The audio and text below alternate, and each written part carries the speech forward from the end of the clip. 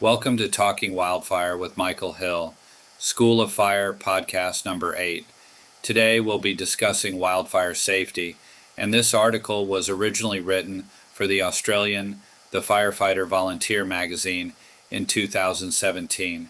This was a great article, however, spotlighting a rarely talked about subject of fire, and its title is From the USA, Discussion about Concepts to Make Wildland Firefighting Safer by Michael Scott Hill. As firefighters and emergency response personnel, we are tasked with conducting our work in potentially dangerous environments, which will always present risks for our personal safety.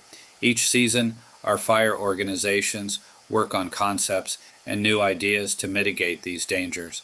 Approaches to improving safety on the fire line are always welcomed and continue to evolve both locally and internationally.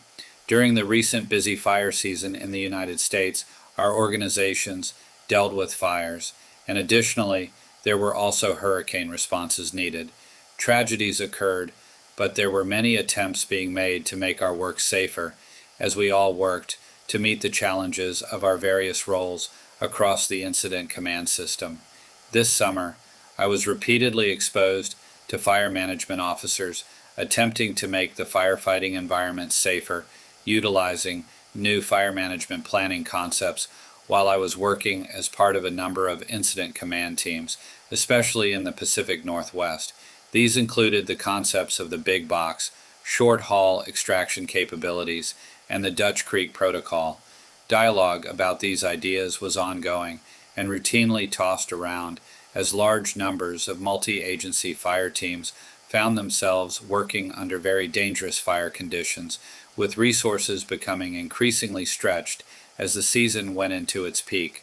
Any new safety planning concepts introduced are ideally being undertaken to make our fire environment a safer place to work.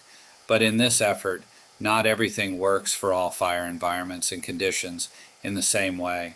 There will be some concepts that are developed by management teams working away from the fire lines with the aim to appear as risk mitigation tools related to past tragic events that will not be operationally effective on the ground.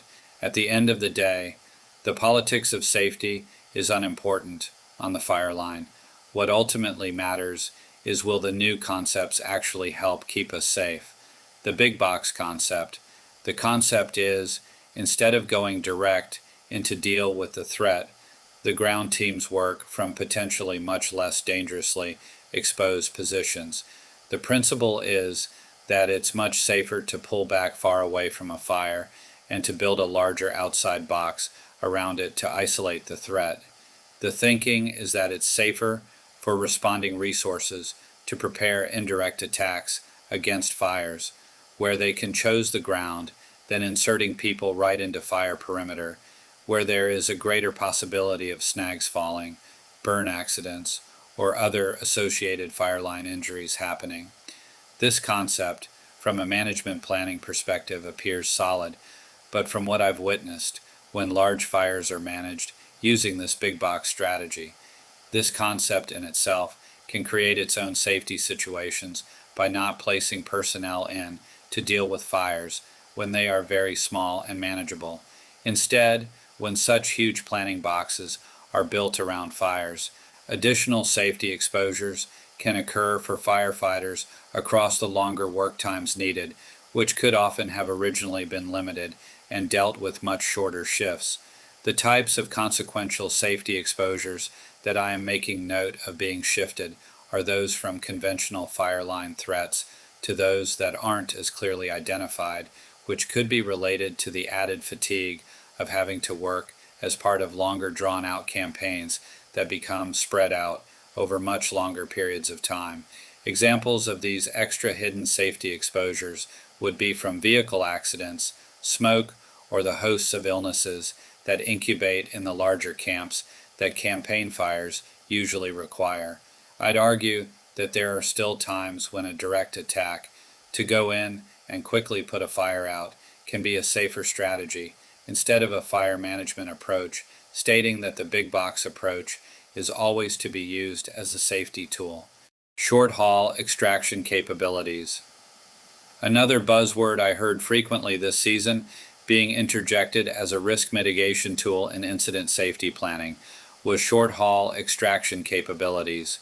Over the past few seasons, much energy has been expended by selected U.S. Forest Service helitack programs to build up the concept of short-haul extractions. This is where a line is attached to a helicopter and it is used to ferry a medically trained firefighter externally beneath the aircraft, who can be inserted into a Fireline environment to assist with and extract victims in medical situations. This concept was first pioneered as far as on American Firelines by the National Park Service many years ago for search and rescue incidents in difficult to reach terrain, for example, steep cliff faces where climbing accidents had occurred, and landing helicopters for medical extractions was impossible. However, over the recent years, the U.S. Forest Service has also strongly embraced the technique as a safety mitigation. Today, there are a handful of helitack crews that specialize in this capability, and they focus a tremendous amount of energy to be prepared and ready to do this job when needed. This was a capability that was rejected by the U.S. Forest Service and other agencies years ago as being unsafe. Since then, this technique has undergone modifications in its current implementation, but when compared to more modern and efficient helicopter extraction techniques such as using hoist, the short-haul program's inefficiencies stand out brightly. Utilizing short-haul extraction techniques means that the injured person is picked up on the end of the line, carried beneath the helicopter, then brought to ground, where there is a wait while the helicopter is reconfigured for the ongoing flight or for ground transportation.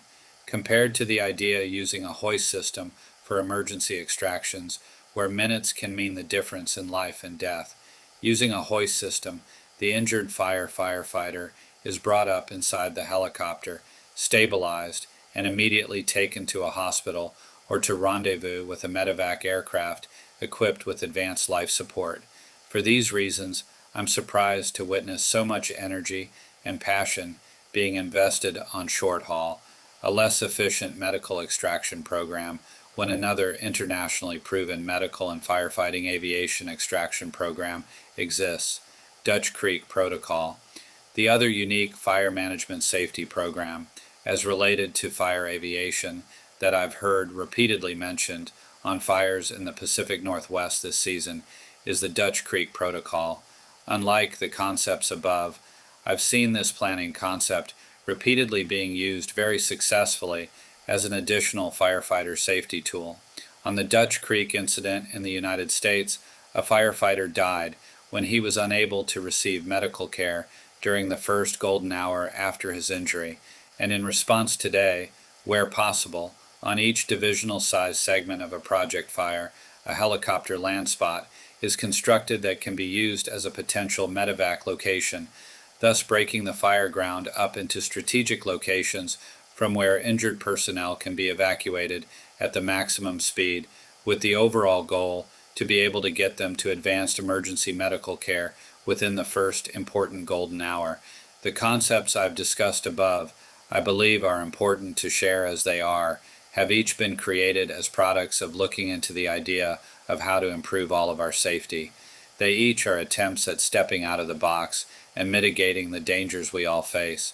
I hope that by briefly discussing the concepts above, they help all of us who work on the Fireline take a moment out and have a dialogue about the question of what is it that we can change or add to how we undertake our roles across the fireground that can make us all safer, giving particular consideration to the specific factors present in the environment and conditions when we are again called to respond.